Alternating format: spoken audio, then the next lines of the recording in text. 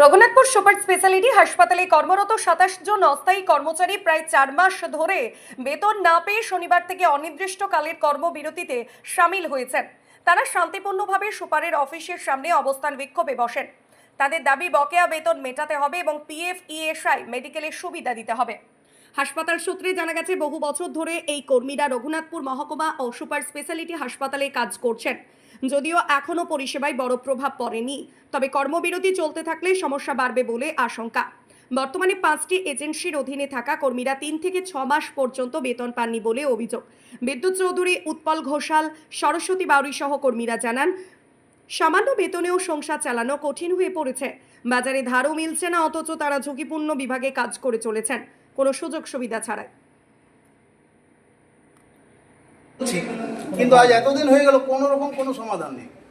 ছেড়ে আমাদের কাছে ওনারা বারবার সময় নিচ্ছেন, আমাদের সুপার ম্যাডামও সময় নিয়েছেন যে আমরা এই কটা দিন সময় চাইছি। সময় নেওয়ার পর সময় পার হয়ে যাচ্ছে, কিন্তু আমাদের কোনো ডাকও পড়ছে না যে আমরা কোনো করতে পারিনি কিছু, বা এই সমাধানের ইয়েতে এসেছি, আমরা সিদ্ধান্তে এসেছি, কোনো আলোচনাও করছেন না, কিছুই না। কতদিনের আপনাদের কর্মবিরতি রেখেছেন? যতক্ষণ পর্যন্ত আমাদের সবটা মেনে নিলে আমরা তো কাজ করার জন্য এসেছি।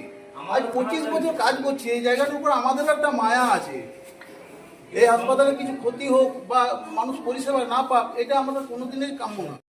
আমাদের বোনাস বা ইপিএফ, পিএসআই এগুলো যেন ঠিকঠাক জমা পড়ে, সবাই যেন সমান বেতন পায়। যেহেতু সবাই একটা স্ল্যাবেই কাজ করছি, আমাদের তো সবার বেতন একই রকম হওয়া দরকার। বেতনের মধ্যেও বৈষম্য রয়েছে। আপনাদের বেতন কিভাবে দেওয়া হয়? হাতে হাতে নাকি? না, আমাদের অ্যাকাউন্টে আছে, অ্যাকাউন্টে দেওয়া হয়। অ্যাকাউন্টে দেওয়া হয়। কিন্তু সবাইকে সমান বেতন দেওয়া হয় না। না, সমান দিচ্ছে না। কাউকে কেউ আছে 6 মাস ধরে বেতন পায়নি, কেউ 2 মাস পেয়েছে, কেউ 3 মাস পেয়েছে। তাদের মধ্যে যারা পেয়েছে তাদের মধ্যে আপনার বৈষম্য, কেউ 500 টাকা বেশি পাচ্ছে, কেউ 200 টাকা কম পাচ্ছে। আপনাদের এই দাবিগুলো আগে কাউকে জানিয়েছিলেন লিখিত? নিশ্চয়ই, আমরা এতদিন ধরে আজ 4 মাস ধরে আমরা বলে আসছি।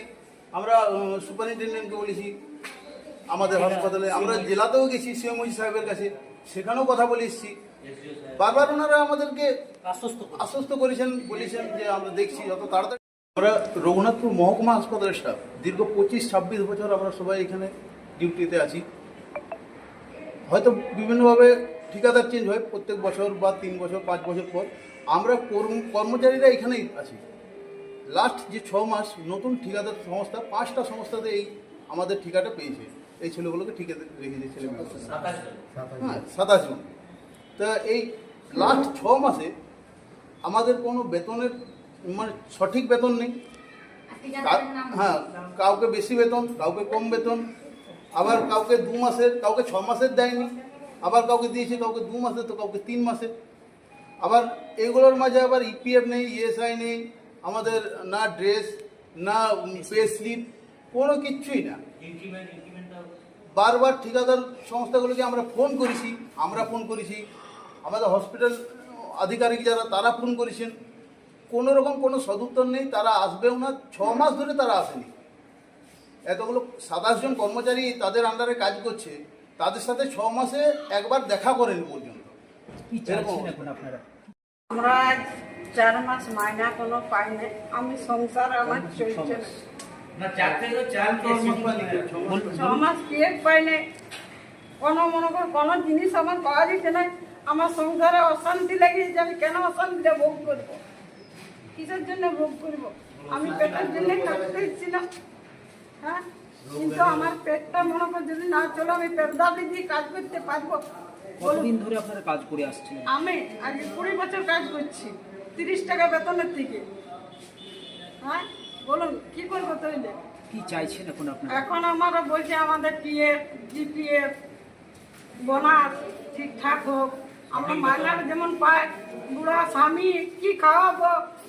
হ্যাঁ, ছেলে যদি না দেয় কি খাবো সংসারে? বলুন, আমরা ঠিকঠাক ভাবে বেতনটা দেখ। আপনারা মূলত কি কি কাজ করতেন? আমরা পায়খানা, ল্যাট্রিন, পেচ্ছাপ সব করতে হয়, রক্ত, পেট সমস্ত কিছু করতে হয়। আমরা সমস্ত কিছু করতে হয়। আমরা সব। কি নাম আপনার? আমার নাম সরস্বতী।